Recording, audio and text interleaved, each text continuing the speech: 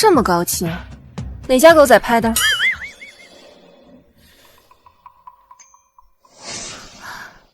该不会是你自己吧？还得是阿莲啊，老婆出轨亲自取证，你这心理素质是够强的呀。我早就说过，女人的爱啊，就像水池里的泡沫，千万不要相信。你倒好，为了他放着家族企业不要，非要跟他一起去学校当一个普通的导师。行了，都少说两句。阿莲，你一通电话，我们连夜坐飞机从国外飞回来。说吧，你想做什么？我们一定帮你。还用问吗？肯定是想让我们出招，帮他挽回那个女人呗。你要真是想抢回来她，我们可以帮你把路，扑到她跪着回来为止。我可以帮你把小三收拾一顿，保证处理得干干净净。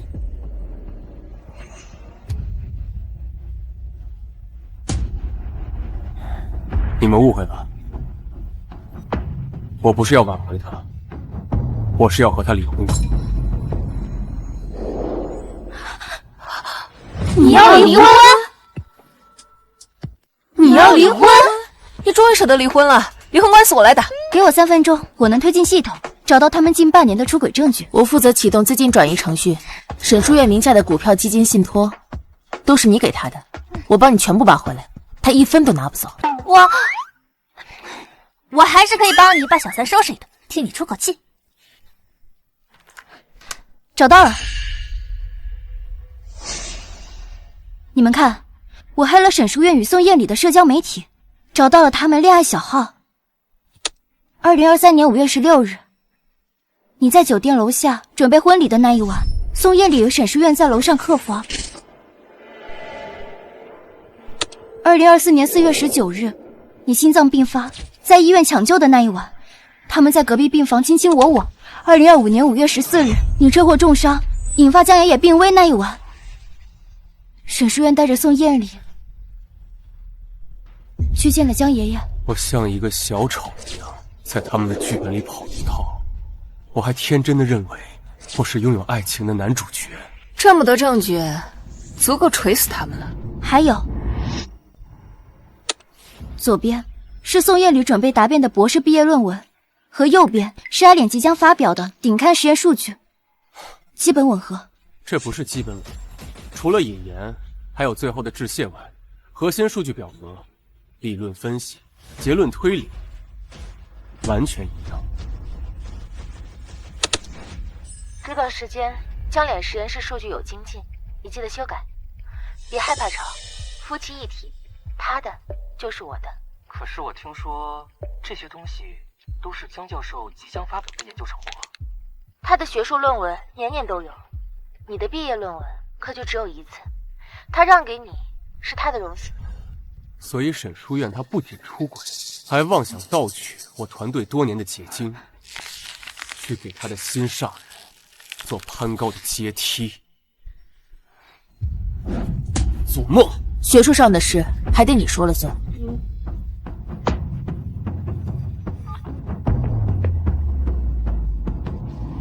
韦院长，麻烦你明天帮我安排一下博士生的论文答辩。什么？你亲自来现场？对，我会亲自去。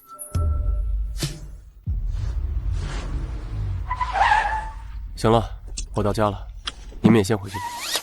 我回去收拾东西，事情就按咱们今天说的办就行。你放心，离婚的程序就交给我们推进。明天的毕业生答辩，千万不要给他们留下任何颜面，一定要狠狠揭穿沈书院的假公济私，还有宋艳礼的无耻抄袭。放心吧。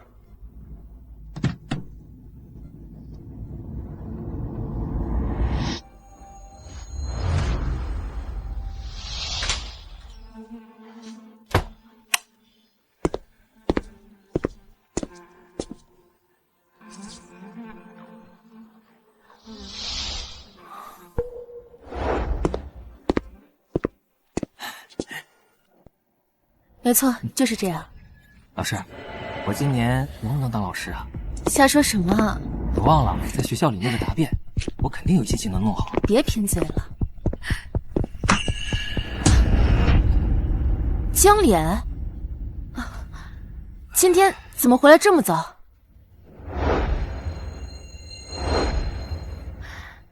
打扰你们了。没有。师长，您这是哪的话？沈老师今天在帮我看毕业论文呢。既然你回来了，我就不打扰你们了。我就先走了。别，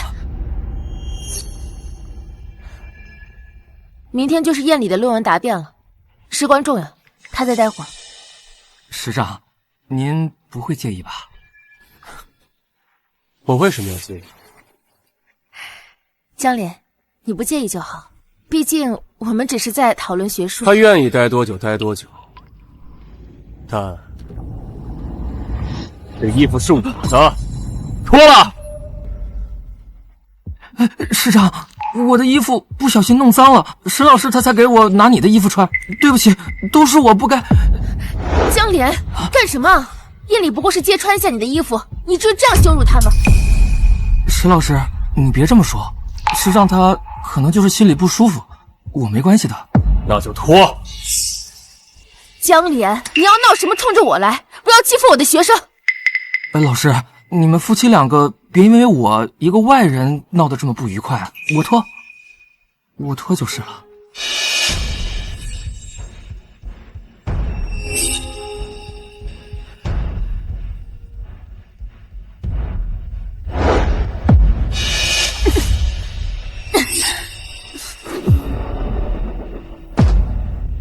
江琏，你今天真是太过分了，这还是我认识的那个你吗？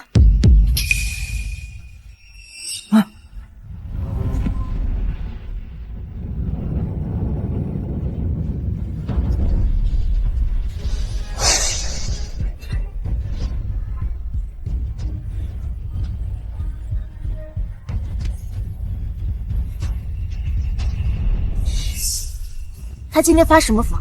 凭什么那么对你？老师，你别生气，我忍一忍就好了。你放心，我今天一定好好教训你。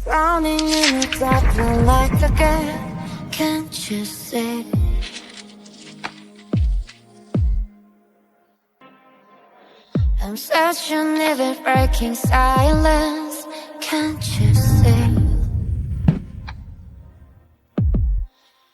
Was born there, I don't pray, I don't beg, but it's not true. Drink it up, all I got, break it up. All you need. Why you knock my door? Within my sin away. 江琏，疯了！ My door. Reveal my secret, call my name. Why you knock my door? 他烧的是我的电脑论文和资料。不要！江琏，干什么？明天还毕业答辩呢。你今天真是太过分了！我怎么答辩啊？江琏，救命啊！不要！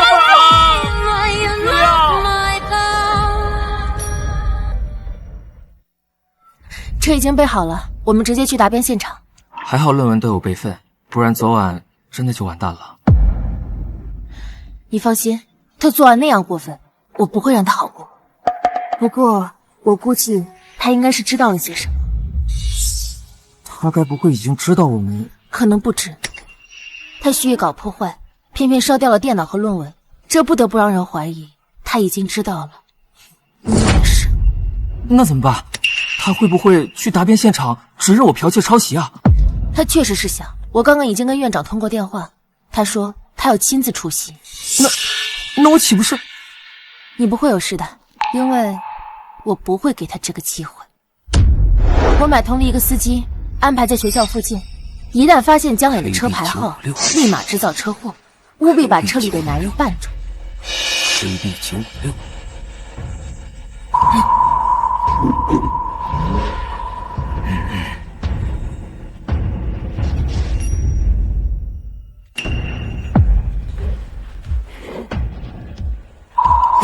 怎么是个女的？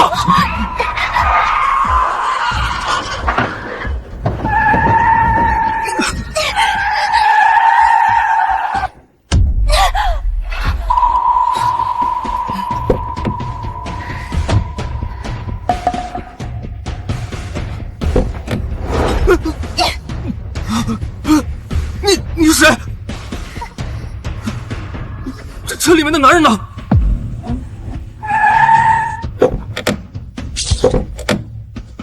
是找我吗？你猜的还真是没错呢。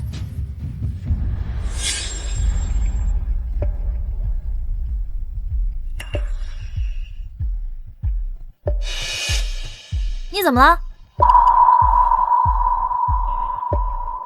西西，你车技怎么样？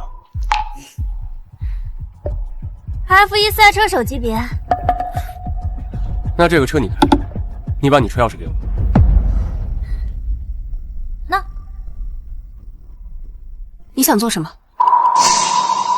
沈书院他不傻，多半他已经猜到我知道论文的事。他为了保住他小情人，会不惜一切代价阻止我出席。好啊，那我们就将计就计，瓮中捉鳖。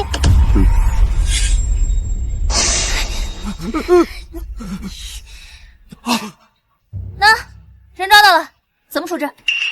要不丢河里喂鱼？饶命！饶命啊！手机呢？在这儿。给你的金主打电话，说事情已经办完了，人送到医院去。先废你一只手！你那只手要是不能打电话的话，是不是留着也没什么用？我打。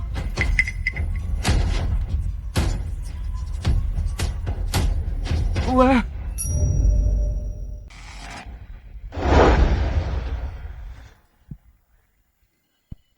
办的怎么样了？办妥了，已经办妥了。那个男人已经被送去医院了。办得很好，钱我会让人打到你的账户上。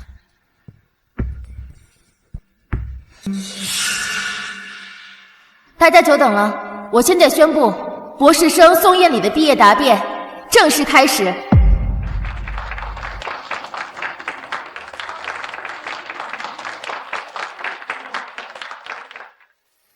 各位，接下来将由我给大家介绍我的毕业论文研究成果。现在可以放过我了吧？当然不行了。放你走，让你去跟那个女人通风报信。现在是怎样？过去揭穿那对狗男女？不着急，让子弹先飞一会儿，等我抽完这根烟再说。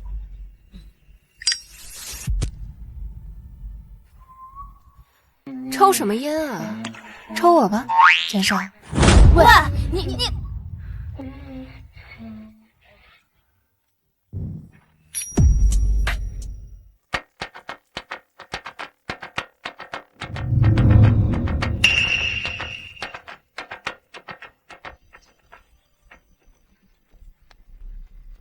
各位，综上所述，我的研究成果成功解决了 CAR-T 细胞治疗实菌瘤的脱靶效应，以及微生物环境抑制肿瘤的2大瓶颈，这些都可以用来商用或者是量产。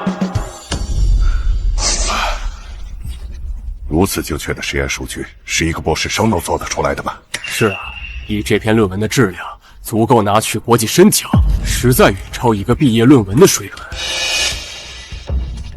宋艳礼的论文很有价值，极富创新性，各位同行切勿嫉贤妒能。我们不是嫉贤妒能，只是这太不合理了。他可是我的爱徒，有任何的科研成就都不意外。更何况 CAR-T 细胞研究方向，放眼国内外，没有人比我的丈夫江礼更有成就。这份论文他看过，他说宋艳礼是继他之后的第2个天才，有他的背书，我想各位应该没有异议吧？沈教授，江教授真的亲口认证过，这篇论文没有问题。千真万确。走吧，到我发言了。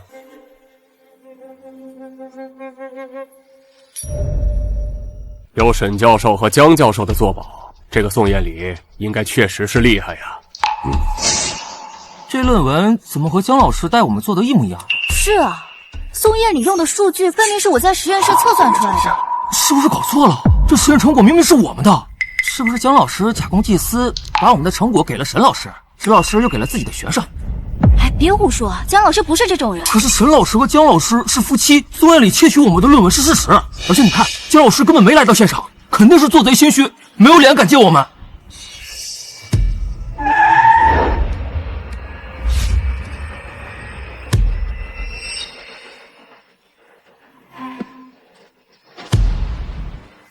各位，没有什么问题吧？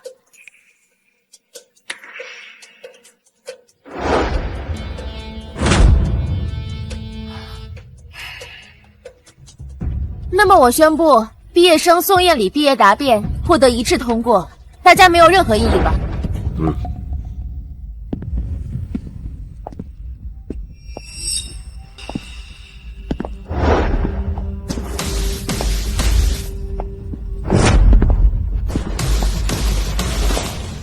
那么，鉴于博士生宋燕礼研究成果有目共睹，我提议破例允许宋燕礼留校任教，大家也应该没有任何异议吧？那么我宣布，宋燕礼毕业答辩圆满结束。我有异议。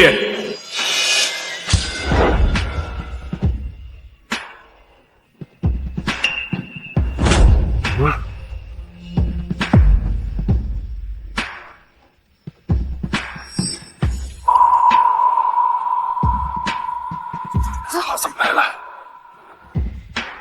我，本校终身荣誉教授江岭，我有异议。是江老师。江脸，闭嘴！江教授，您怎么？我对宋燕礼的这篇毕业论文提出严重的质疑。宋同学这篇论文的核心数据和我实验室的论文研究完全一致，它记录于3月17日凌晨2点08分，地点一大肿瘤研究所3号生物安全 P2+ 实验室，操作者我本人。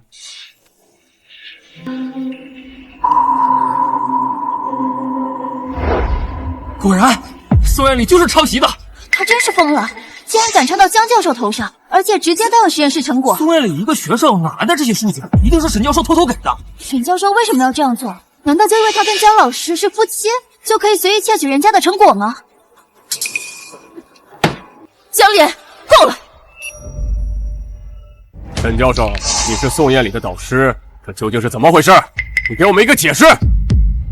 你刚刚还说江教授亲口认证这篇论文没有问题，我们合理怀疑你刻意纵容宋燕礼抄袭，还为其打掩护。沈教授，这是严重的失德。如果这件事属实，不但宋燕礼毕不了业，你也会被学校撤职。是啊，太嘴失德了这。但这样的事情，就这种真不要脸，就是条件啊，弄出来的。各位，不是的，不是这样的，这里面有误会。江脸，这里是学术场，有什么误会，我们能有什么误会？我今天说的每一句话，我都敢负责。沈教授，你敢吗？江脸，你非要这样咄咄逼人吗？你明知道今天对燕礼有多重要，你非要毁了它不可。你还真提醒我了，那就让宋同学自己亲自说一说，为什么他耗时1年，独立完成的重大创新成果，会跟我实验室的研究成果一模一样。江教授，我知道沈教授对我爱护有加，你一直都心生怨恨，但是今天是我人生中最重要的毕业典礼，你不能因为一己私怨，因为自己仗着就是教授，对我随便进行诽谤或污蔑吧？他说的也有道理，江教授提供的证据说不定也是 PS 的。对的，最近我就是收到风声，就是因为沈教授太爱护学生，江教授没少生气发火。据传传啊，沈教授对宋艳丽更是羞辱打压。那这就合理，江教授出于自己的私人情绪，故意在宋艳丽的毕业典礼上闹这一出，给她难堪。这可是毕业答辩呢，江教授这么做，不明显用自己的身份欺凌同学吗？简直太过分了！哼，蠢货！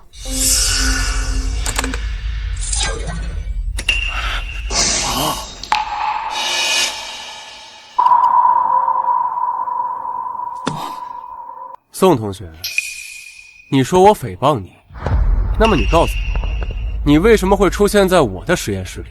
你为什么要用你的手机拍我的实验数据？同学们，这条视频是我从咱们学校监控室调出来的，不存在任何的伪造行为。我实验室门口的监控摄像的确是坏了，监控坏了，那你怎么？但谁又告诉我实验室只有一个监控？这铁证如山啊！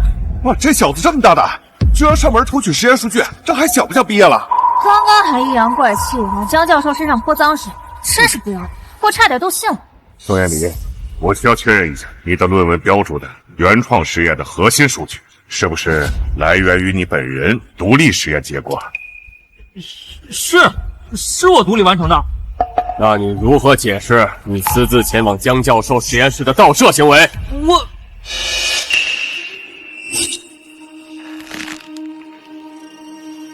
是我让他去的。那天我跟江脸居家办公，江脸临时需要实验室材料，正好夜里在学校，我就让他帮忙拍摄，发送过来。所以，这并不是大家所想的盗摄，而是合情合规的帮忙。你们见过这么厚颜无耻的人吗？你干嘛？我去撕烂他的嘴！坐下洗洗。杨教授，沈教授所说，你作何解释？沈教授，你觉得光凭你一张嘴就可以颠倒是非、粉饰太平？江脸，我知道你最近情绪不稳定，这些日子我全心全意地指导艳丽写论文，冷落忽视了你，让你受了委屈。但再怎么样，你也不该如此置气，诬陷艳丽。我告诉你的，真的他假不了，假的他真不了。既然你不见棺材不落泪，那么好，我奉陪到底。你要干什么？各位教授，各位同仁，学术之争向来最公平的解决方式不是口舌之争，所以我建议进行现场学术检验。宋同学不承认盗取我的研究方案，沈教授不惜撒谎去袒护。那么好，我们不聊这个论文，我们也不聊这些数据，我们只验证一点，就是宋艳丽同学是否具备独立完成研究的能力。学术检验本来就是答辩的一部分，这个提议合理。如果宋艳丽真有真才实学，这对她而言反而是个澄清的机会。宋艳丽同学，你是否同意接受当堂检验？我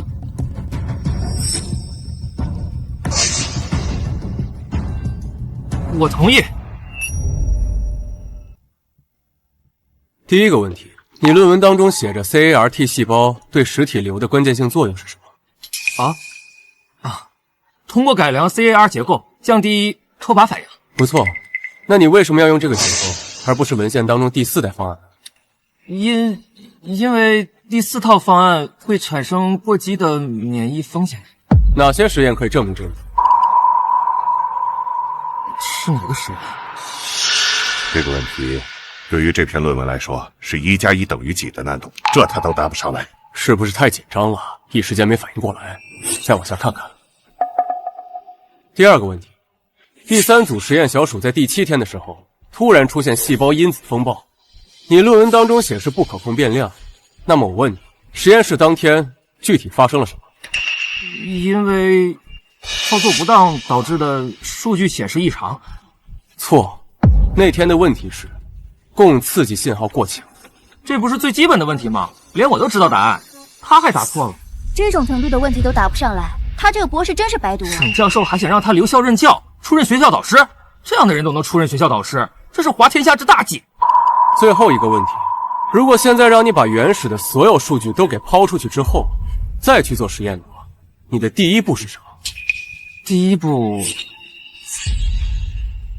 从燕离，说话呀！沈老师，我不知道。沈老师，我不知道。真的什么呀？不知道。各位都听见了吗？太离谱了！他说什么？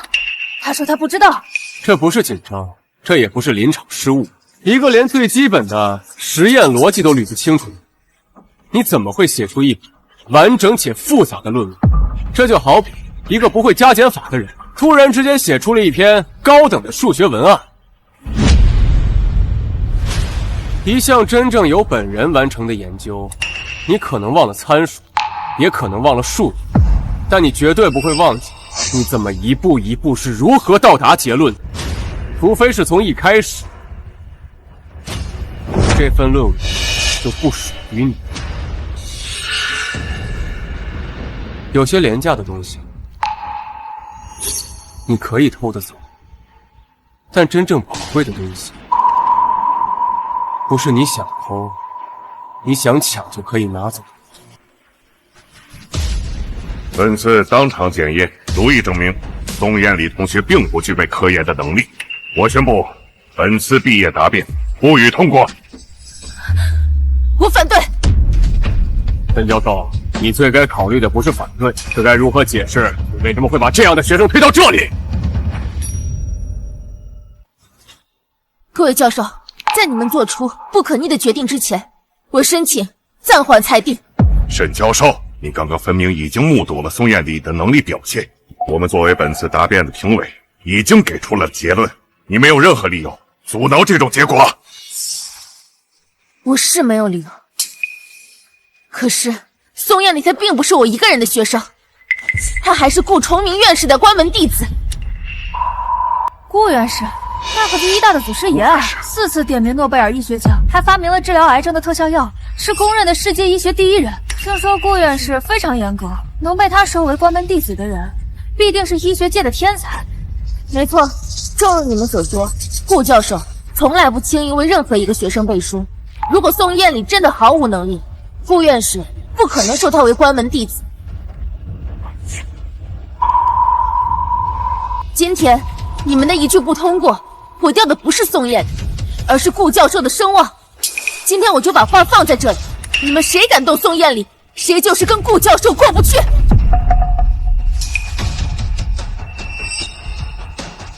江脸，你以为你赢了，可惜在绝对的权威面前，你什么都不是。沈教授，你说的事关重大，我们必须确认宋艳丽是不是如你所说，是顾崇明院士的关门弟子。当然。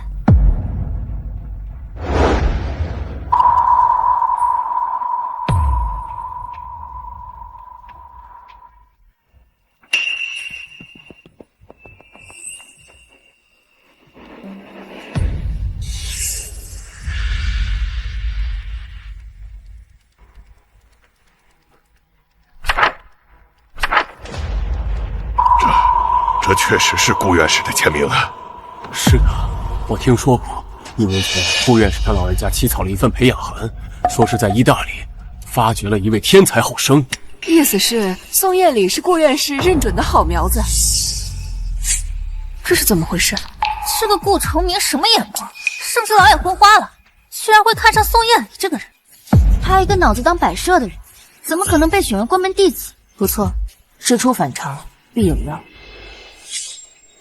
江烈，不知道你是否愿意做顾崇明的关门弟子？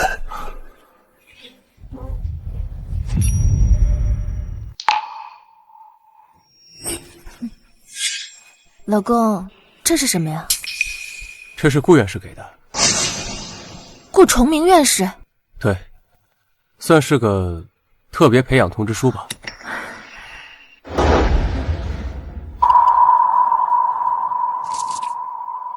这可是天大的荣耀啊！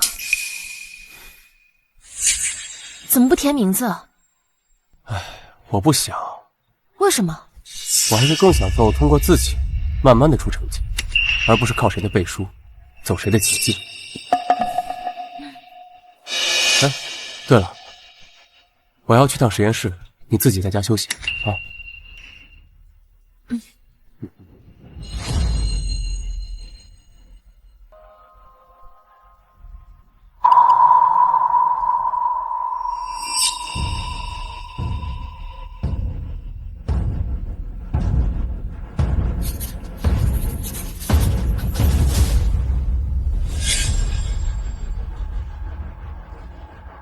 所以，大家还是认为宋燕礼没有资格通过这次答辩吗？沈教授提到的顾崇明院长，确实是不可忽视的学术权威。既然如此，我提议，现在就给顾院士致电，向他明确核实他老人家是否收了宋燕礼这个关门弟子，以及宋燕礼同学是否具有合格的科研能力。好，我现在就给他打回去。你，江教授，你的号码是不是顾院士本人的号码？我确认。那就请江教授现场拨通电话。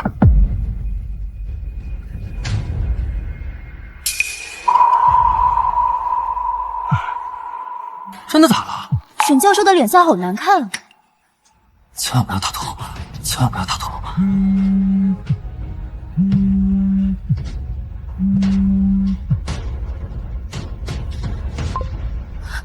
喂，江脸。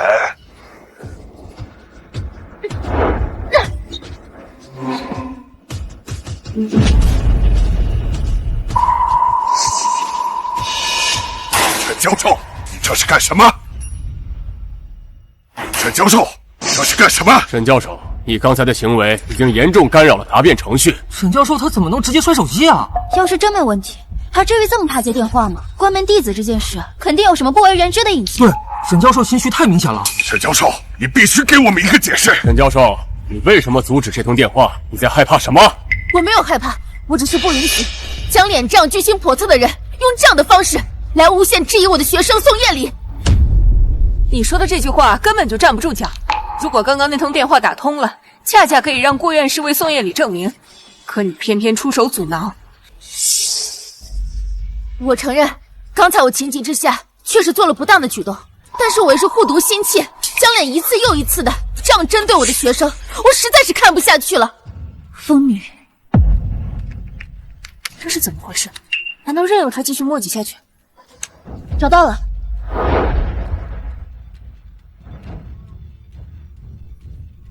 喂，顾院士。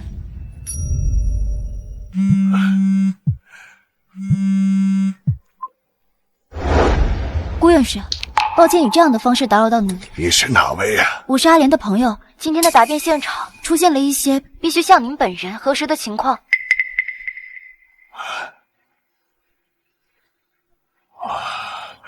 宋燕礼，我从来没有收过这个学生，打着我的名号横行霸道，胡作非为。没错，顾院士，您的名字已经当众用来为这个人背书。如果今日不澄清，难保日后宋燕礼不会继续打着您关门弟子的名号搅动风雨，到时候只会伤到您一辈子的学术清誉。我知道了，我绝对不会让这种荒唐的事情再发生。所以我才冒昧联系你，今天的事情必须由您亲自出面才能说清楚。答辩会还在进行？是。人都在？都在。备车。是。我现在就过去。他来了。他来了。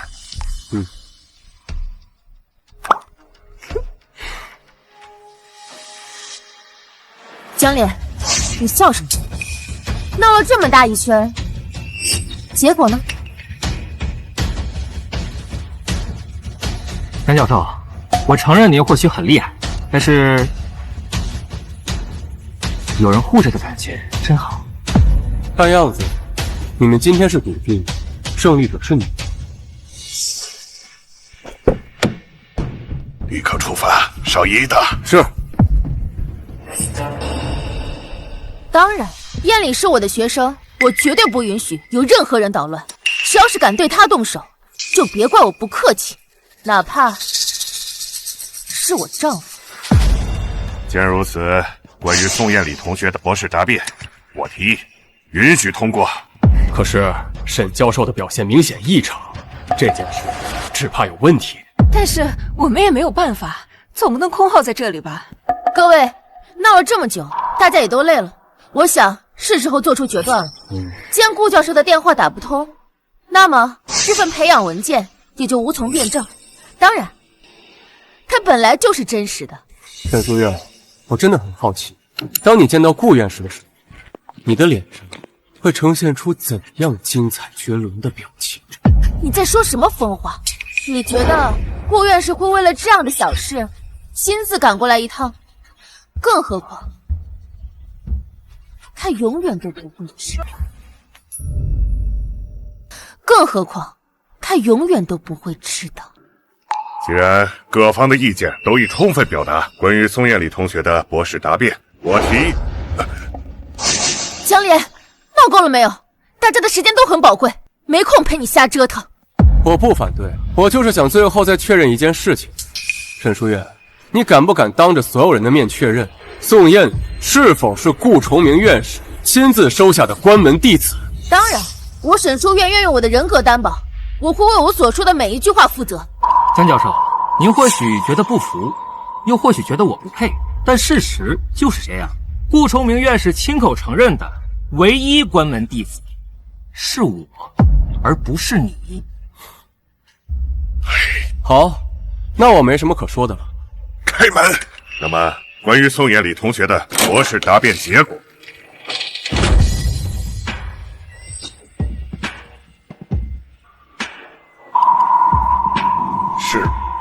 是顾院士。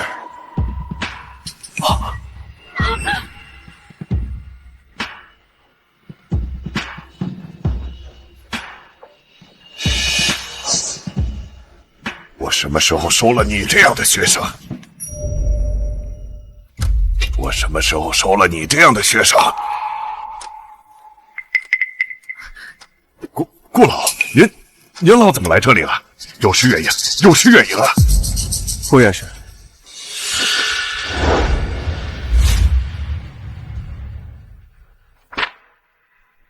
这确实是我起草的科研培养计划，但是是我交给江脸的，而不是你。那这是怎么回事？这上面怎么写着宋燕礼的名字？沈教授，你和江教授是夫妻，莫不是你暗地里拿了江教授的东西，在上面签了你学生的名字？我准是这样没错。沈教授也太过分了，哪有这样胳膊肘往外拐的？拿属于自己丈夫的荣誉去给自己的学生抬轿？顾院士，你给我解释。没什么可解释的，我虽然年纪大了，心还不毛。你刚刚说的话，我在门口听得一清二楚。宋延礼学说诈骗，你作为导师失职失德，像你这样的人一大不接受。什么意思？你们被开除了。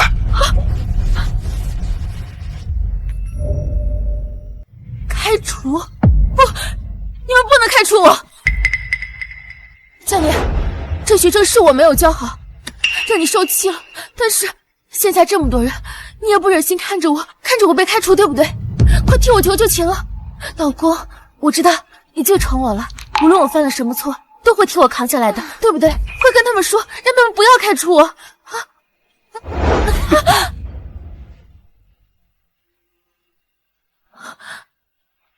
阿莲，我们是夫妻啊，不能这么绝情，不能眼睁睁的看着我被开除。哭得这么楚楚可怜，你们说阿脸会心软吗？你们知道舔狗和男人的最大区别是什么吗？女人一哭就没有原则的是舔狗，女人背叛绝不回头的是男人。江脸哥哥才不会当狗。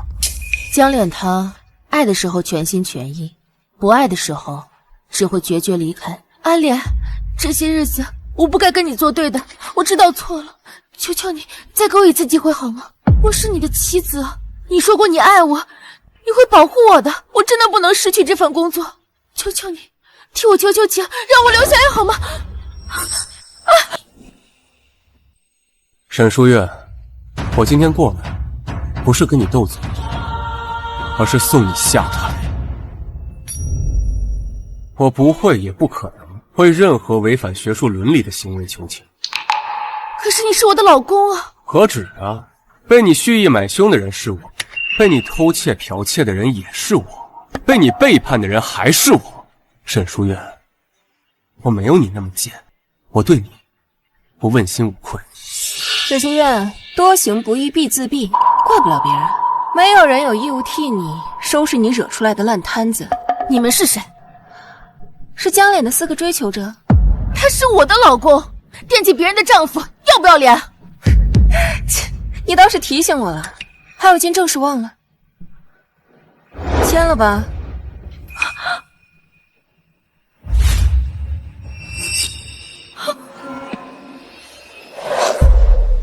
小脸，你要跟我离婚？理论上江脸不会亏待你，但鉴于你出轨在先，我作为他的财务管家，自然不会多给你1分，净身出户，不介意吧？找时间把它签了吧。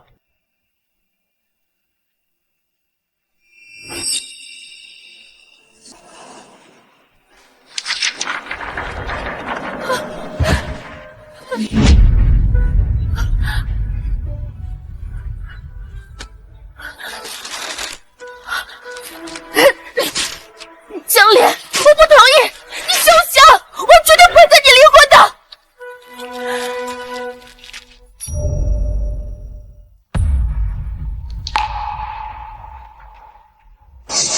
老师，我们现在该怎么办？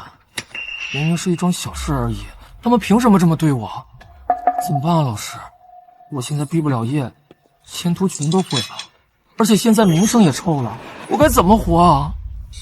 既然学校里那几个老东西这么对我们，那就别怪我不客气。老师，你的意思是还有回旋的余地？知名男教授答辩现场逼晕男学生，这标题怎么样？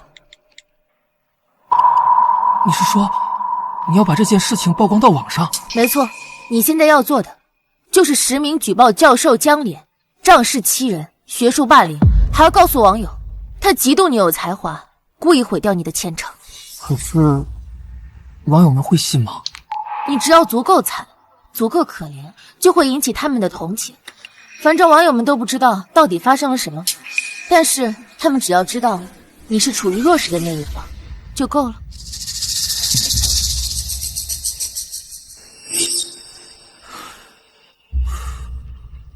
大家好，我叫宋彦礼，是医大的一名学生。我实名举报医大教授江脸长期对我进行学术霸凌。我和我的老师沈老师只是普通的师生关系而已，但是没想到江教授会这么的在意，利用自己的职务之便不停的针对我，不停的打压我，还让我毕不了业。仗着自己是教授就能轻易毁人前程，心理变态啊！恶心！就这么见不得自家老婆对学生好点，自己人老发福，拴不住老婆，就天天一想欺负男学生似的。有病就去治好吗？别整天祸害学生行吗？江脸滚出医大！谢谢，感谢大家，感谢网友们对我的支持。他脸皮是钛合金做的吧？我早知道那天我就该把他的牙打碎，再把他的舌头拔了。他的话术是标准的舆论引导模，他在利用不明真相的网民来网暴阿人。他怎么好意思啊？现在是怎样？就全凭他一张嘴就可以随意抹黑诋毁阿莲了吗？看够了吗？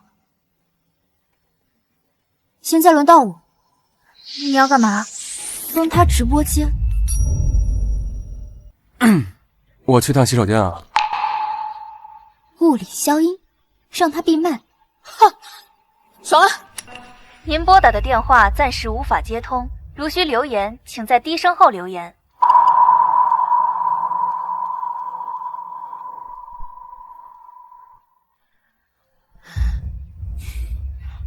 阿莲，你别不接我的电话好不好？我知道你还在生气，但是夫妻之间哪有隔夜仇啊？我们在一起这么多年，你肯定也不会舍得不理我的，对不对？你还记得吗？我们刚结婚那会儿，我惹你不开心了，你的气也是很快就消了的。你还跟我说过，不管发生什么样的事儿，你都不会不管我的。阿莲，你那么厉害，以你的分量，你的人脉，谁会不给你面子？学校那边只要你站出来说一句话，事情就能压下去。你就帮帮我吧，帮帮我跟燕里回到学校吧。我跟燕里之间真的什么都没有，你要相信我。等你帮我跟燕里回到了学校，我一定找时间好好跟你聊一聊。我知道你就是太爱我了，才没有安全感，一时赌气之下说出来离婚的话，那些只当是你情绪上头说的气话，我一听听就过去了。阿莲，我知道你爱我，你舍不得我，你不可能不要我，你永远都不会跟我离婚的。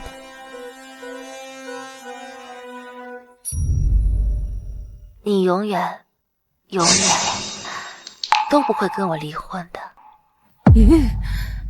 他是那么普通，又那么自信。他在想什么啊？真以为江脸那么好骗吗？觉得自己可以把别人玩弄于股掌之中了？他以为江脸爱他，对他好，就可以为非作歹，恃宠而骄。但他不知道，一个人的爱是有限资源，被消耗完了就没有了。爱是相互的，他呢就想着一味的索取和利益，真是个猖狂。刚好啊，听听吧。懒得听。你就不想知道他都说了些什么？我没兴趣。那我们继续。继续。从刚才听完了沈书院的流言，我更加确定了一件事，就是他不可能乖乖的签了离婚协议，所以我建议直接起诉，和他法院见。起诉的理由就是他有婚内重大的过错，我有信心可以打赢这场离婚官司，让他一败涂地，到时候他想不离都不行。我也有信心保全阿莲的财产，让他一分都捞不净身出户。证据交给我，我会整理所有沈书院出轨的证据，保证全面。那我就去盯着他和那个奸夫，一旦有任何动静，第一时间通知。怎么样，安莲？可以，告他吧。OK。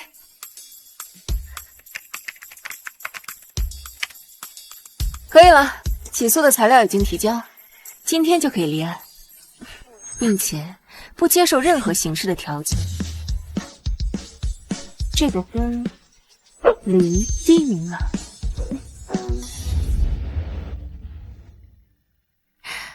果然，男人就是狗，只要训得好，就会乖乖听话。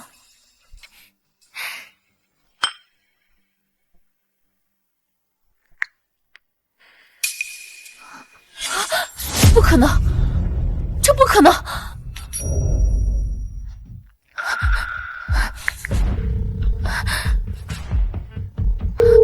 您拨打的用户暂时无法接通，请稍后再拨。Sorry。郎家，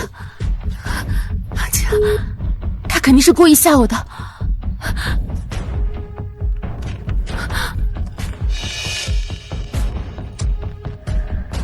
沈女士您好，我是你的律师。您的先生江脸今日已正式向法院提出离婚诉讼，请您做好应诉准备。我为什么要准备？我们是合法的夫妻关系，我不同意。只要我不在离婚协议书上签字，这婚就离不了。不是这样的，沈女士，我需要纠正你一个认知，离婚不一定要双方签字，只要一方起诉，法院就必须立案、开庭、审理。如果法院认定夫妻感情确已破裂，即便你不同意，也会判决离婚。什么感情破裂？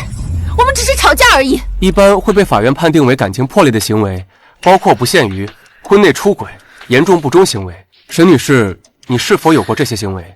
如果有，会涉及到我的财产吗？我们结婚这么多年，总不可能什么都不给我吧？我要求90%的财产作为补偿。关于这一点，我也必须提前告知你，如果法院最终认定你存在婚内重大过错，那么在财产分割上，你将处于明显不利地位，严重情况下是有可能少分甚至不分。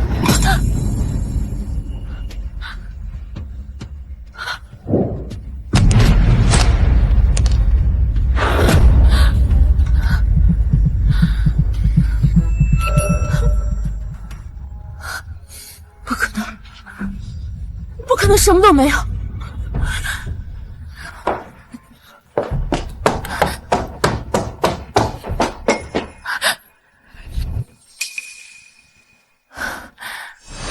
老公，这些可都是我们的家产了，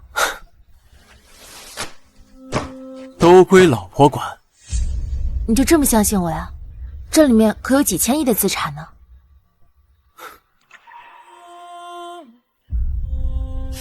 都给你。那我就替你好好保管。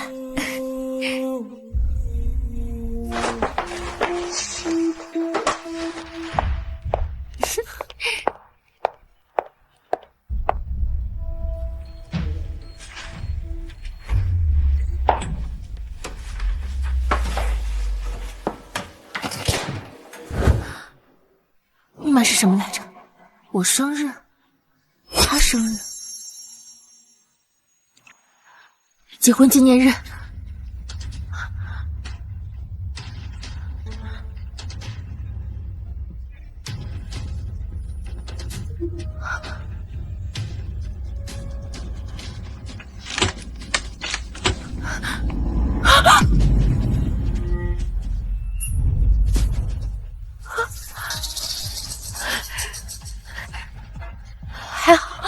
还好，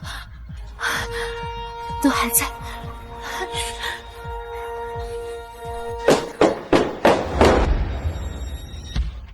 按照法律规定，这些东西都已经提交备案。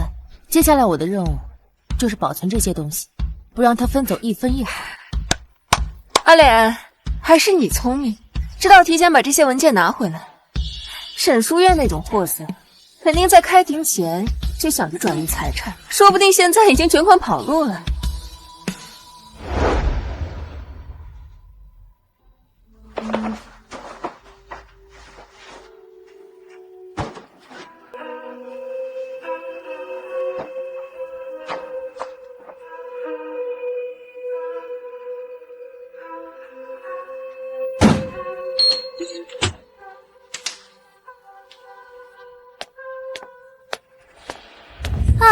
我真想亲眼看看他打开那个文件袋的样子。当他发现那里面的东西已经被我们换成了白纸，会不会直接疯掉？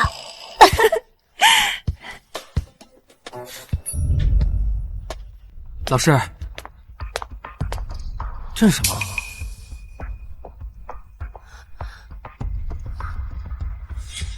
钱，这里面是江联所有的资产、房产、项目、基金、股票、信托、手术，价值几千亿。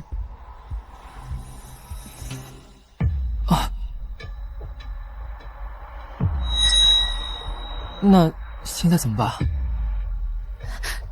叶里，你听我说，江联要跟我离婚，明天就要开庭了。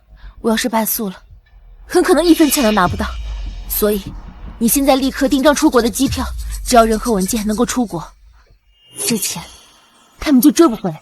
那老师你呢？我留下跟他们打离婚官司，只有这样才能够拖住江联，他们就只会盯着我，不会有人想到你已经带着钱走了。我们这算不算携款潜逃啊？你确定不会出事？不会，只要能够顺利出境，他们就奈何不了我们。到时候我就想办法脱身，再去找你。有意思，宋燕里订了张机票，国际航班。等等等等，沈书院不会是要让他的小情人跑路？带什么跑？带着一沓白纸。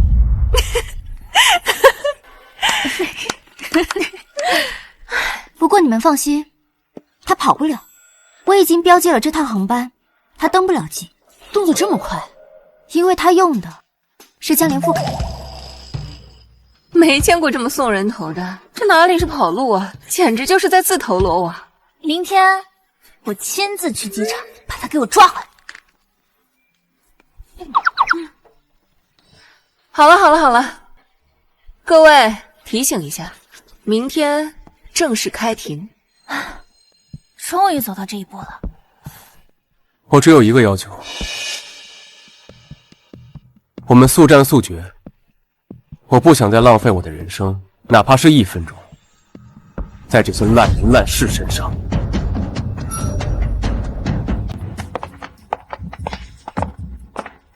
江莲，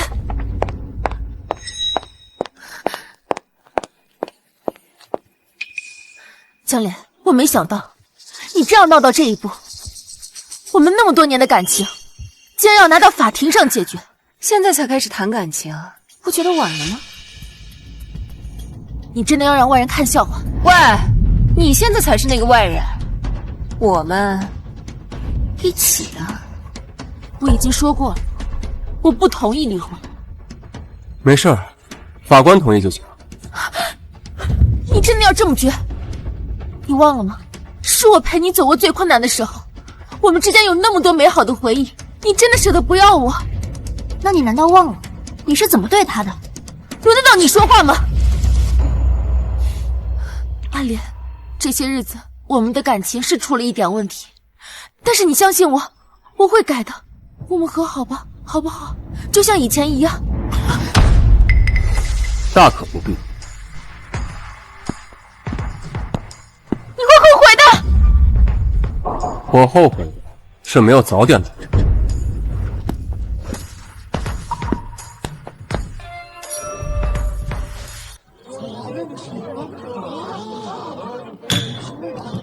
现在开庭。原告江莲，您是否坚持离婚诉讼请求？是。被告沈书院，您是否同意离婚？我不同意。我们只是夫妻吵架，没有感情破裂。他只是一时冲动才提起了离婚。原告，您是否愿意进行庭前调解？我不接受任何调解。请原告律师开始陈述。原告起诉离婚，理由明确：第一，被告存在婚内重大过错；第二，夫妻感情实际破裂；第三，双方无继续共同生活基础。我不同意这些指控，说我有过错，证据呢？请注意言辞，本庭会给予你完整的陈述机会。鉴于双方争议较大，本庭先进入举证阶段，请原告方提交第一组证据。法官大人，这第一组证据是用于证明被告确实存在婚内重大过错。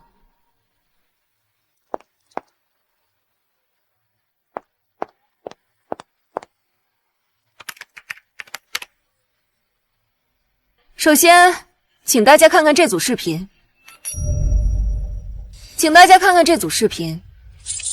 法官大人，这一组视频是被告与第三者宋艳丽他们的监控录像，视频来源于行车记录仪。该时间段内，被告对原告声称自己在学校加班赶论文。为了大家的眼睛着想，接下来的视频太过分了吧？这个就是播放了，毕竟尺度不小，伤风败俗，有辱斯文。我对视频的真实性提出质疑，这是人工合成的。被告还真是法盲。身为律师，我友情的跟你科普一下，今天我们所提交的所有呈堂证供，均已经过事先校验，确认为真。接下来的这份文件是通过调取酒店后台沈书院的开房记录，根据统计结果显示，在被告与我们原告的婚姻存续期间，他与他的第三者宋艳丽共计入住174次。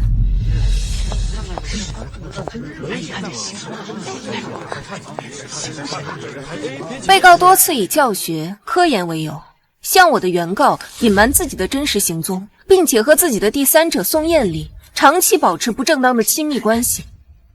法官大人，根据我提供的证据，足以证明沈书院在婚姻期间存在重大过错。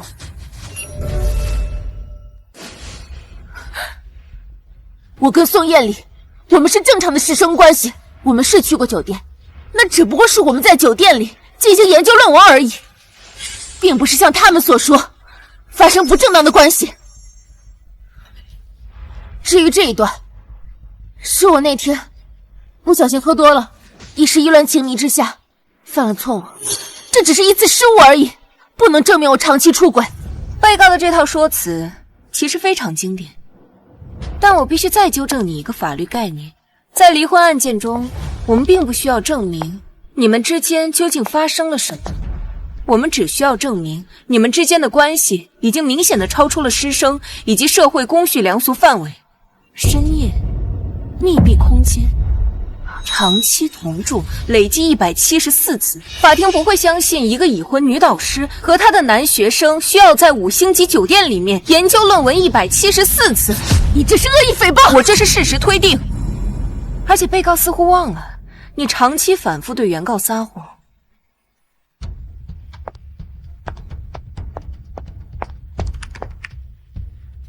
请看，同一时间，我们查到了沈书院的开房记录。如果你们真的是清清白白的研究论文，你为什么要撒谎？况且什么样的论文一定要去酒店研究？家里不行吗？学校不行吗？法官大人，综上可知，被告在婚姻存续期间，长期与他的第三者宋艳丽保持不正当亲密关系，严重违背了配偶的忠实义务。第一轮证据陈述完毕。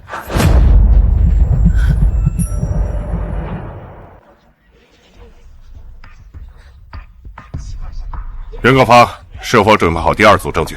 法官大人，我准备好了。接下来这组证据与感情有关，更与金钱有关。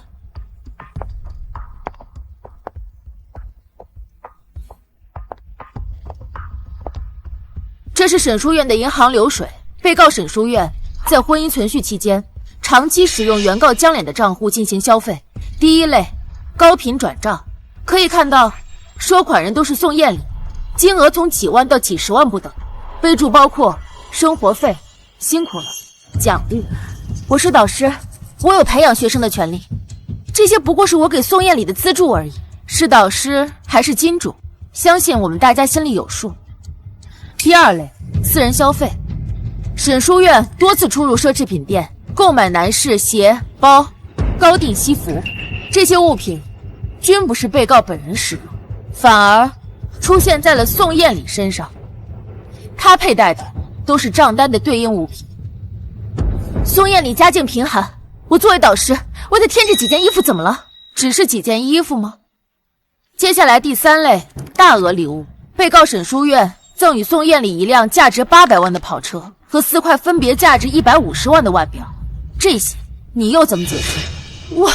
你不必解释，我只是提醒你，沈书院，你为宋艳丽花的每一分钱都是你与江脸的夫妻共同财产，我们有权全部要回来。法官大人，也就是说，被告沈书院不仅婚内出轨，还长期系统性的挪用配偶的财产，供养第三方的私人生活。你在胡说什么？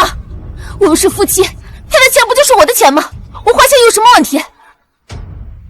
被告，请注意法庭秩序。因为它不是你的 ATM 提款机。通过第二轮证据陈述，本庭注意到，被告人使用财产上存在明显的不当行为。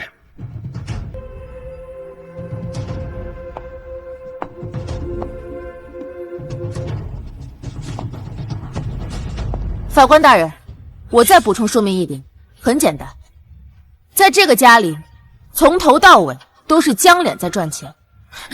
你放屁！我是教授，我也有收入。是，你有收入，你的收入、工资、课时费、津贴，全部加在一起，连你给宋艳丽买的1块表钱都不够。而江脸呢，科研项目分红、专利转让费、企业技术顾问费，这些构成了家里的大头收入。也就是说，钱是江脸赚的，家是他养的，你花的钱也是他给的。我是他老婆，我花他的钱天经地义。可你拿着这些钱不是用来过日子，而是去养另外一个男人。所以我方认为，在离婚财产分割中，被告不具备任何分割条件。我方认为，第一，婚内财产全部归我方原告个人所有，被告净身出户。第二，要求被告归还所有擅自挪用用于第三者的全部款项。说白了就是沈书院吃到肚子里的全部都要吐出来。沈书院吃到肚子里的，全部都要吐出来。江莲，你这是要逼死我吗？被告，请保持冷静。通过第2轮陈述，本庭将重点关注被告人恶意侵占、转移夫妻共同财产。鉴于本案情况，本庭将继续进入下一组证据的审理，请原告方提供第3组证据。法官大人，第3组证据与感情金钱无关，与违法行为有关。你胡说！肃静。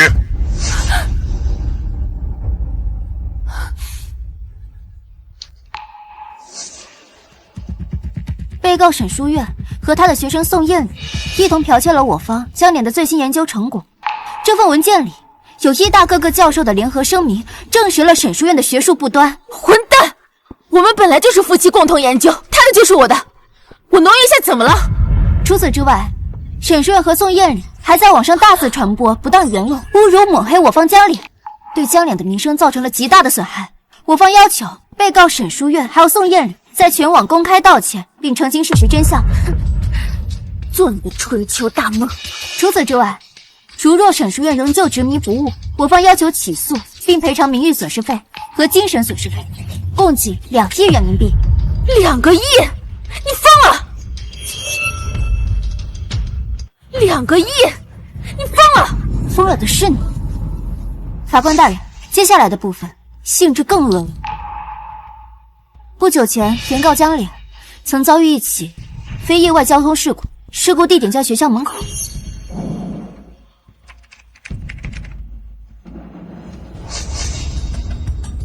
根据监控显示，肇事司机是有意冲着我方江脸而来，而经过我们调查发现，当天司机的账户上收到了一笔转账，来自沈书院名下的账户。我没有，不是我。被告，请冷静。这是一起蓄意谋杀，一个妻子竟然花钱买凶，想谋杀自己的丈夫。法官大人，我们提出离婚的诉求，过分。你能想象自己的枕边人竟然想要杀害自己？这个事情待会儿记录一下。原告提交了第3组证据，涉及刑事风险，若属实，被告将被移至公安机关。公安机关。原告，你是否还有补充？没有。我希望法庭尽快完成庭审，早日与被告一刀两断。鉴于双方已完成全部举证，现法庭进入最后陈词阶段，请原告方陈述。沈书院，我想问你一个问题，你知道江莲已经多久没有睡过一个好觉了？当你在外面风花雪月的时候，他在实验室里面熬夜做实验为你兜底。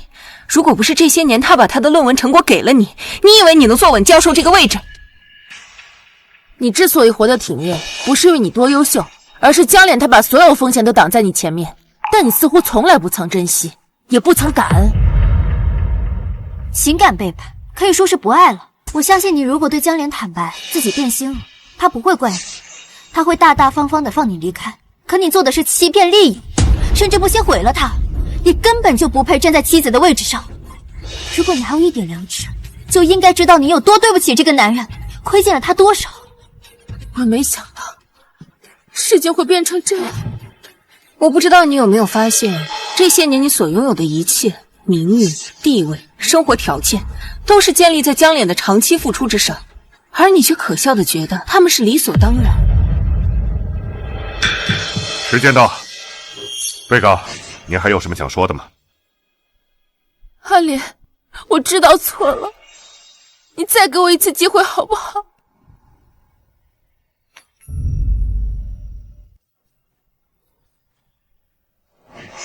一次背叛，终身不渝。本庭宣判，鉴于被告人沈书院婚姻存续期间存在婚内不正当关系、恶意侵占并转移夫妻共同财产，以及涉嫌刑事犯罪的重大情节，沈书院婚内重大过错，成立。判决如下：一、准予原告江琏与被告人沈书院离婚；二、婚内主要财产归原告江琏所有，被告沈书院需依法返还其擅自挪用并用于第三者的全部款项。三、涉及刑事部分，立案移送公安机关处理。宣判完毕。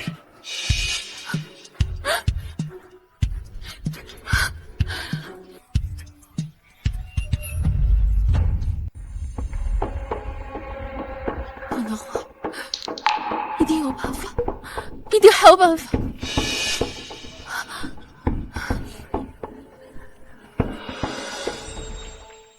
叶里现在应该已经到国外了，只要我能逃出国，他们就不会拿我有办法。到时候，我就跟叶里拿着江琏的钱，再也不回来了。你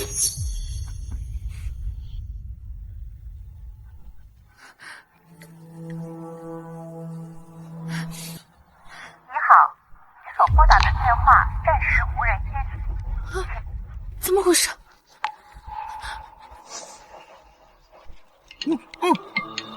你是在找他吗？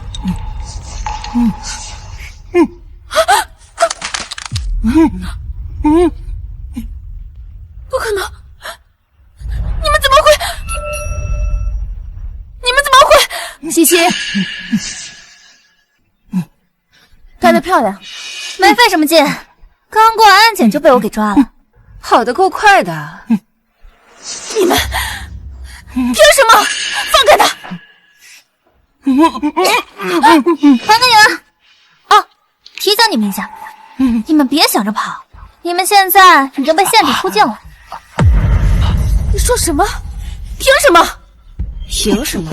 就凭你刑事犯罪，小姐，你但凡有点脑子就应该想到，你们怎么可能跑得掉？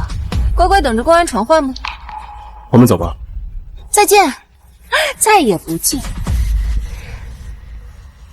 阿莲，恭喜你摆脱这些烂人烂事的纠缠。今天晚上呢，我们找个地方好好庆祝庆祝，不醉不归。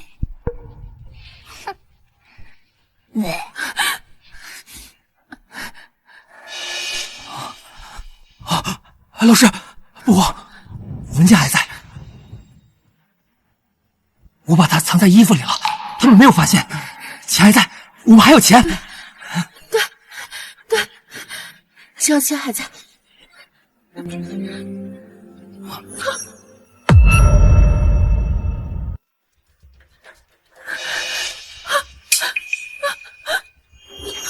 可能！不可能！这假的，假的，这是假的！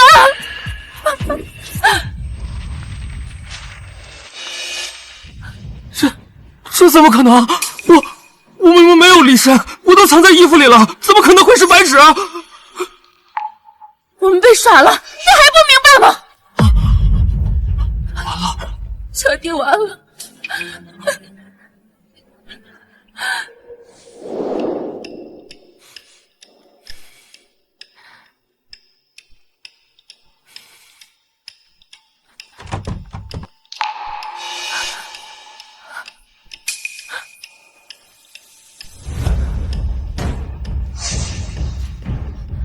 我的车！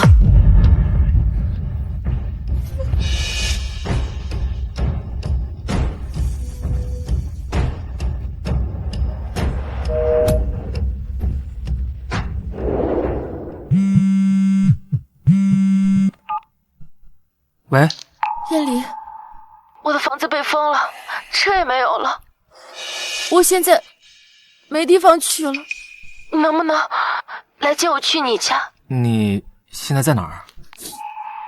就在别墅门口。老师，这恐怕不太方便啊。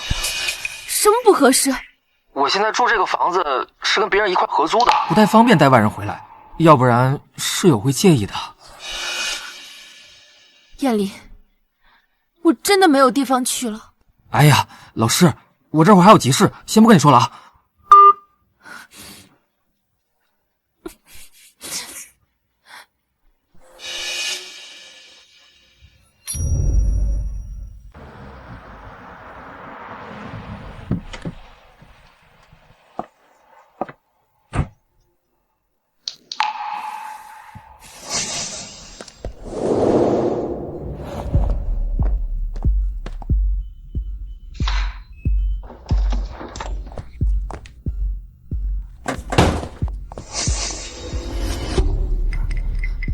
燕离，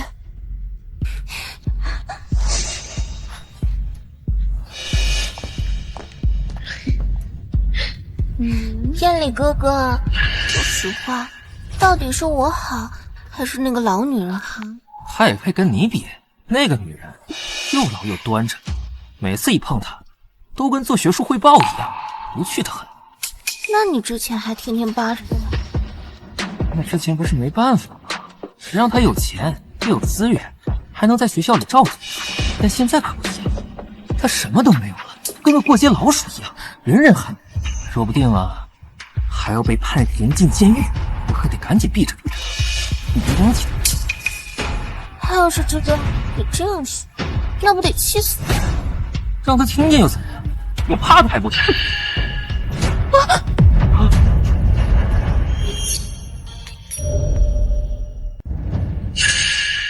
说，怎么不继续说了？你谁啊你？你是怎么进来的？怎么进来的？当然是用你给我的密码进来的。哦，我说呢，原来你就是那个老牛吃嫩草的老女人。宋燕，你平时就是这么形容我的？这些话你敢当着我的面说吗？既然你都听见了，索性我也就不装了。你以为我为什么会跟你在一起？不就是看上你的学术资源吗？你该不会天真的以为我真的会爱上你吧？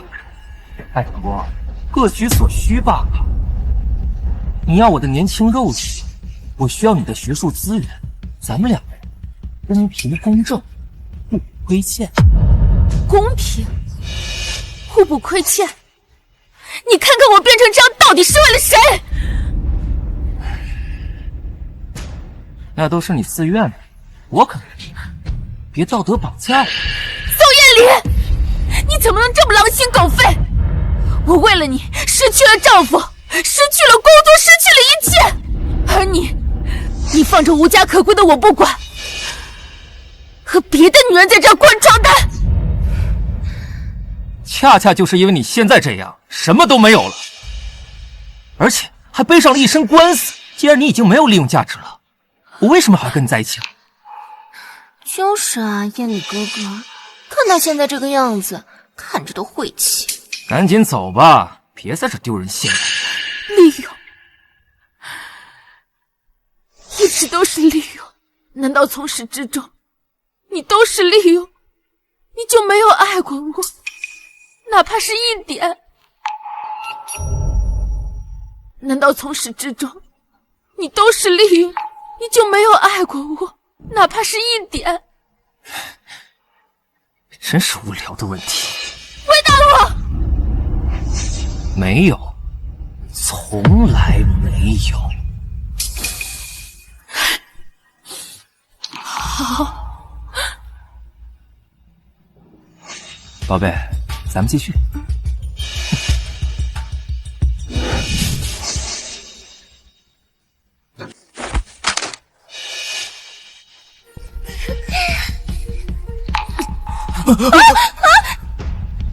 沈书院，你要干什么？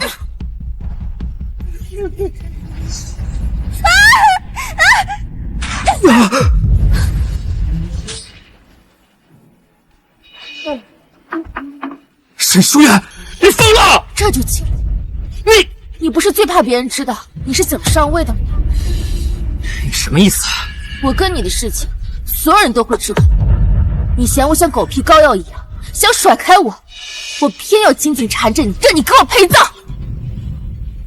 沈书院，你个疯女人！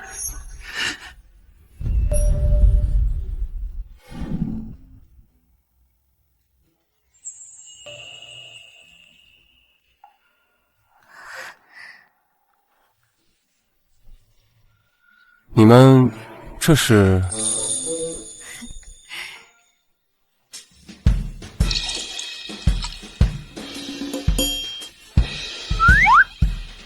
洗干净了吗？洗干净了。医生说你前阵子精神高度紧张，需要补充电解质。啊，我已经黑进了你们学校系统，帮你请了半个月的假。接下来这半个月不许工作，否则我把你网线剪了。还有，这个袋子里啊，就是各种维生素还有保健品，我负责监督你吃完。你们想要干什么呀？就准备管着我呀？对啊，你老婆没了，就缺个女人管着你。别提这些晦气的事儿。谢谢你们，谢谢你们帮我打赢了一场漂亮的翻身仗，也谢谢你们，让我知道了什么叫被关心、被爱着。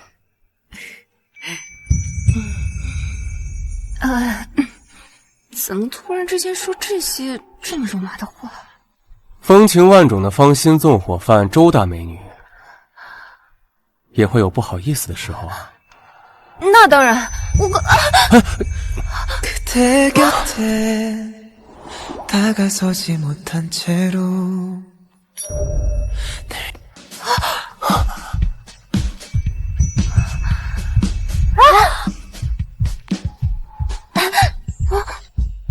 周瑜，你故意的，什么好处都让你占。对啊，谁让姐姐就是比你多吃了几年饭呢？阿莲，饿不饿？哎呀，我还真有点饿了。交给我。我也去。我去打下手。不是，哎，你们几个什么时候学会做饭的？之前不都是我给你们做吃的吗？这些个女人呢，聪明着呢，知道要抓住一个男人的心，首先就得抓住男人的胃。这友怎么不听话啊？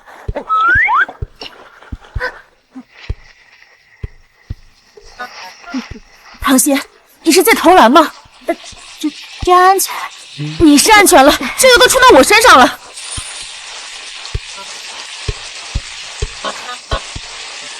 你们别吵了，好吃的土豆。土豆做错了什么？至于被你这样分尸吗？行了，都出来吧，给我吧。不许过来！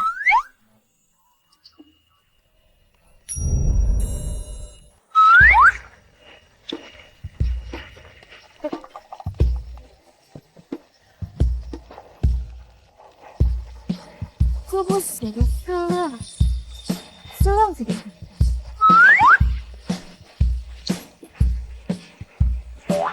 我们有5个人，5伤。我怎么觉得你说的有道理？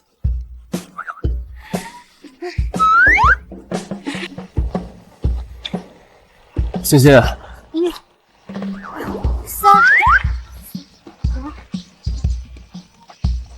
6。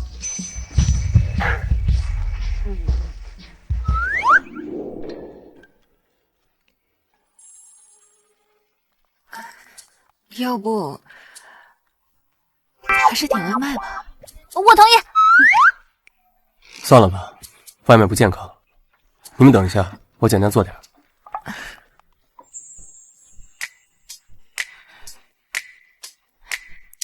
哎呀，这个男人连背影都这么性感，上得厅堂，下得厨房。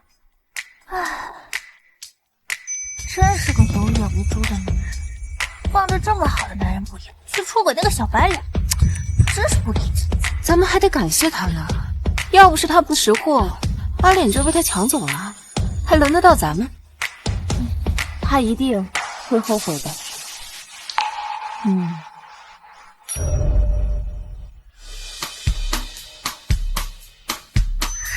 这也太香了吧！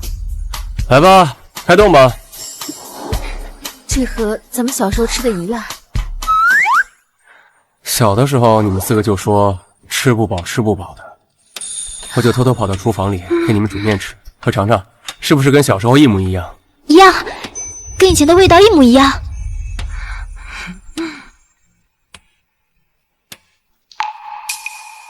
其实你们4个不用陪我，我没事儿。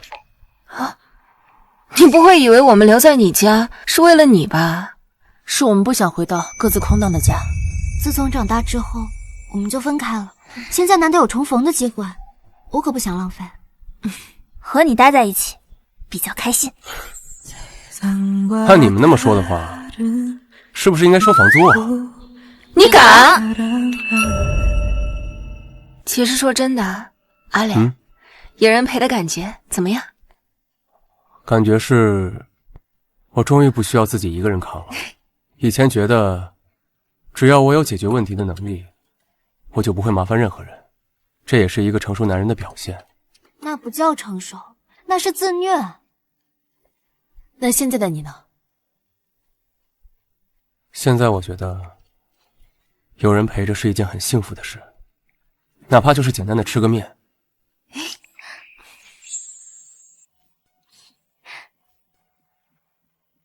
大晚上的谁啊？你们买了什么快递吗？没事，你们快吃，我看看。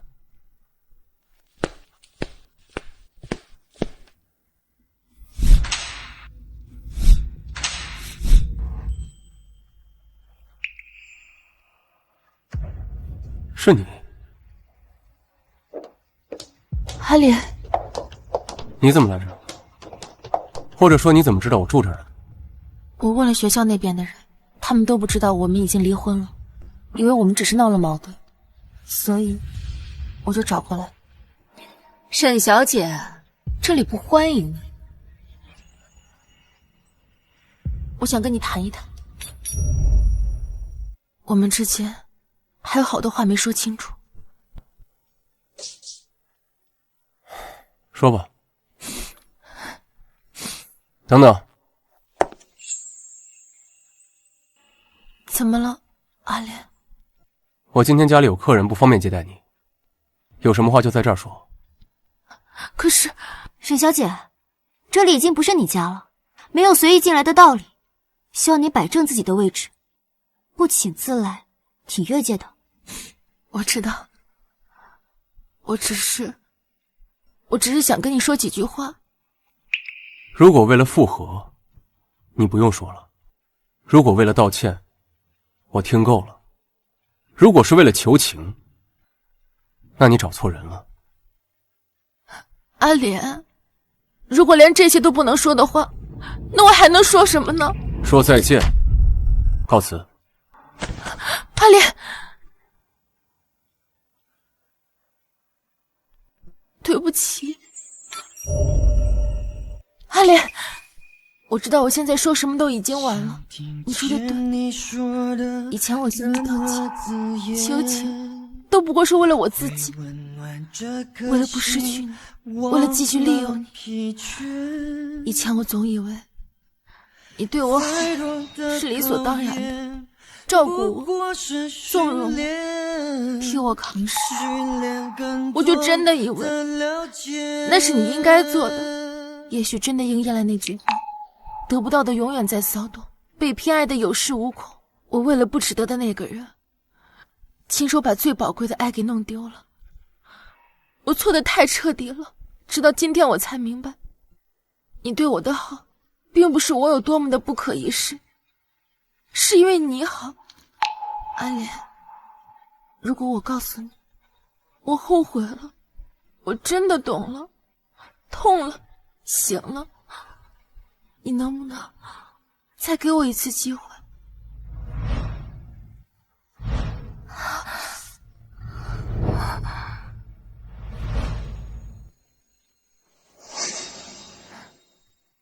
那碗面是你做的，对吗？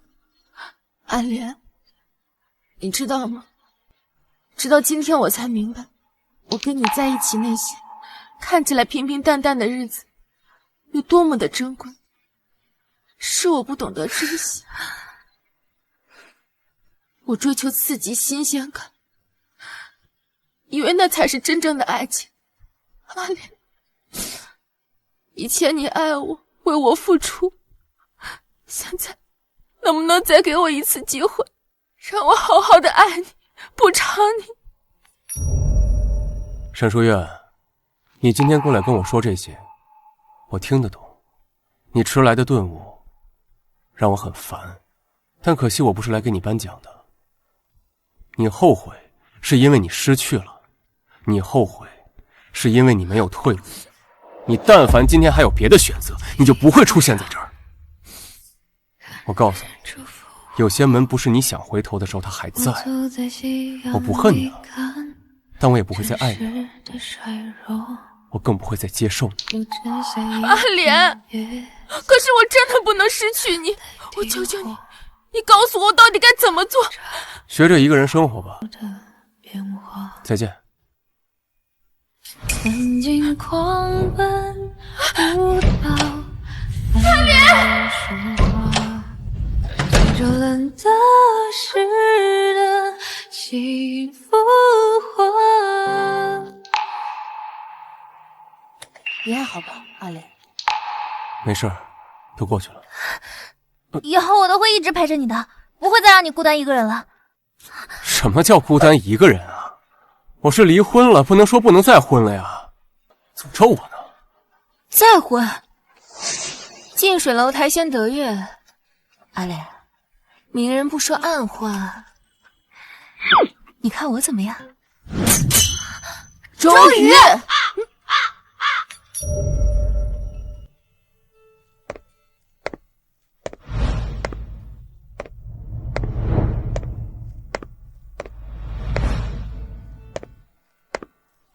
来了来了，书院。伯父，你怎么来了？我来看看您跟伯母。是你？你来做什么？我是来跟你二位道歉的。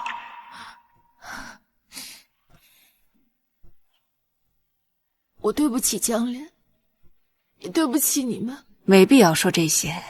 你和江莲已经离婚了，正好你们也没有孩子。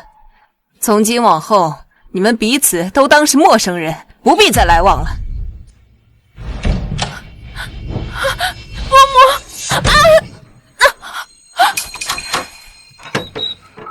你这是做什么？我实在是没有办法了。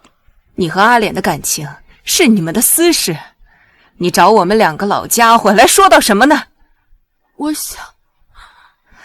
我想请你们帮我向江莲求情，我是真的知道错了，我是真心想挽回她的。不可能，我不可能替你联系她，也不可能替你说一句话。沈小姐不知道吧？当初阿莲要和你在一起，我就是1000个10000个不赞成的。如今既然阿莲铁了心跟你离了婚，我自然是去双手双脚支持的。可是阿莲明明跟我说，她的爸爸妈妈很喜欢我的。她那只是为了安慰你罢了。当初她为了你，一门心思要做什么大学教授，说这样就能永远保护你。我们家族几千亿的资产，她都不要了，还让我和他爸把家产都给你，说是作为聘礼。我不知道。咱家孩子就是个恋爱脑，这一点啊，随我。什么恋爱脑？我看他就是个猪脑。我给他安排的4个童养媳不好吗？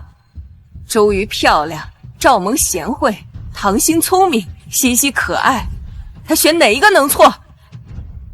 哪一个会对他不好？哪一个会给他戴绿帽子？你都知道了。你当我们老糊涂了？你做的那些事，我们不说，不代表我们不知道。对不起。舒远，我们不是今天才知道你们出问题的。你和那学生的事儿，那些风言风语，我们早都听说过。那你为什么不说？你让我说什么？说你背着我儿子乱搞，还是说你拿着我家的钱去养别的男人？行了，我也懒得跟你翻旧账，你以后别再来找我，也别再来打扰他。伯母，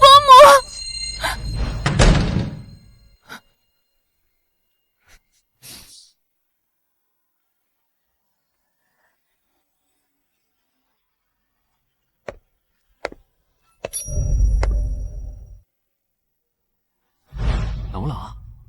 有点。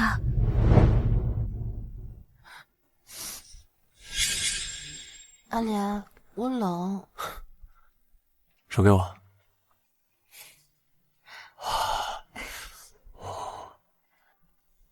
好点了吗？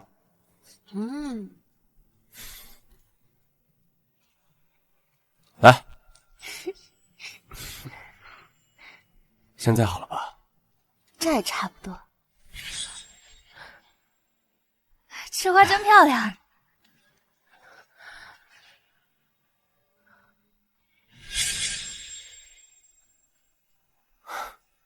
好漂亮的花呀！阿莲，你这是干什么？我没有戴戒指，我也没有选好餐厅，甚至连今天这个日子也不是特意选的。但我刚刚想了一下，如果我今天不说的话，我可能会后悔一辈子。我可能不是世界上最好的人，但我一定会把我所有的一切都给你。你这是在向我求婚吗？对，沈书月小姐，你愿意嫁给我吗？我愿意。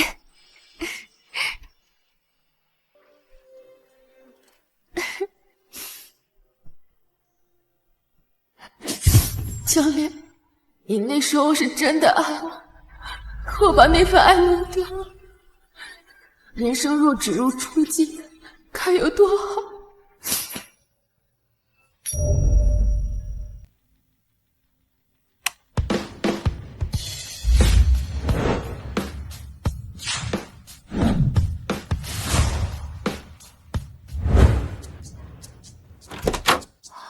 哦，江院士，今天依旧是帅的让我腿软呢。那是我的荣幸了。都准备好了吗？需要再核对一遍吗？哎，没问题了，准备很充分了。我也准备好看见你在台上大放异彩。你是最棒的，谁要是敢说你不是，我就砍死你！西西，低调点。话说，外面记者都在问一件事情。什么？江教授至今单身，是把全部的事业献给了科研，还是说心里早就有人了？来了来了，终于啊，5年等到了这一天。这5年我们可都没逼你啊，但是在今天这种场合，你必须给我们个说法。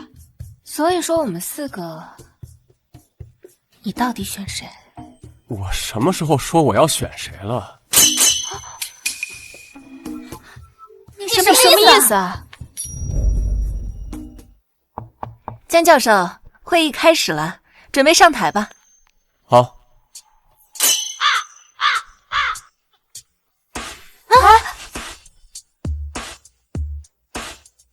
我怎么有一种不祥的预感？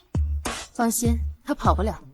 不管他选谁，我们事先说好啊，愿赌服输，其他人不许再纠缠。跟你们争了5年，我也是真累了。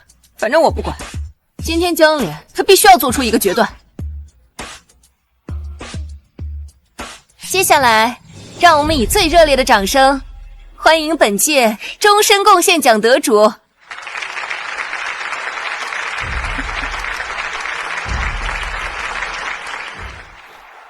谢谢各位。讲真的，我真没想到可以站在今天这个位置。我也曾把自己在某个阶段，把自己的人生过得一团糟，事业、感情、信任一起崩塌。但我也很幸运，我没有忘记前行。我遇到了一群人，他们在我人生当中最狼狈的时候陪着我，没有离开我，并不代表我有多厉害，而是我幸运，我遇到了他们。所以今天的荣耀不只属于我，而是属于在我人生低谷的时候陪伴我的每一个人。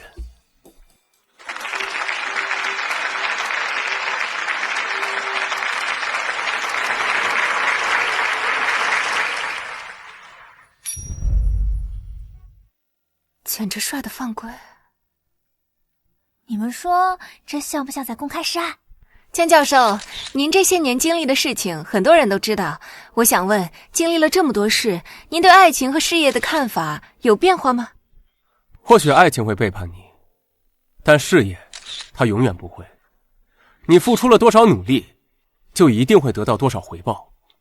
当然啊，我依然还相信爱情，我只不过不会把它当成我生命当中最重要的部分。那么您是如何从背叛中走出来的呢？背叛教会了我做一件事，就是永远不要忘记前行，别回头。那些伤害你的人，那些伤心流的泪，那些黑夜里的痛苦，都将成为你变为成长之路上的勋章。现在的我，有热爱的事业，有信任的伙伴，有健康的自己，有无限的未来。所以，大家勇敢前行吧，哪怕是慢点，没关系的，但不要忘记，永远别想着回头。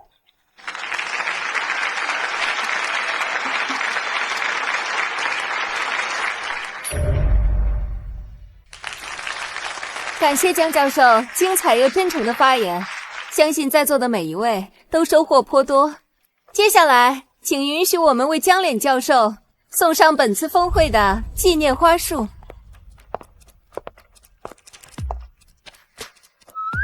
还有送花这个环节呢？你们看，他拿花的样子，像不像在被求婚啊？不对，是抢婚。那么，我宣布，今天的峰会到此结束。等等，我没有问题。你们几位是？我们是他的女朋友。江教授，这是真的吗？不是，他们开玩笑的。他们4个是我的青梅竹马，从小一起长大，感情深厚。江脸，你还有问题没有回答呢？什么问题？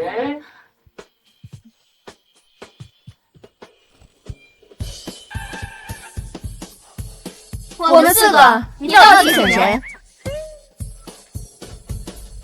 我们4个，你到底选谁？不是，你们这属于当众逼婚吗？不敢，我们只是好奇。给个痛快吧，江教授。我真的不知道该选谁。那你说怎么办？要不这样吧，这束花，你们谁抢到了，再说吧。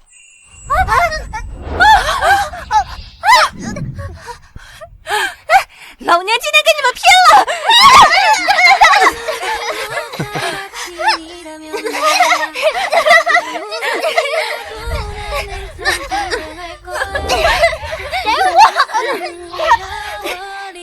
哎，你们能不能文明点？江脸，你是人狗啊！啊！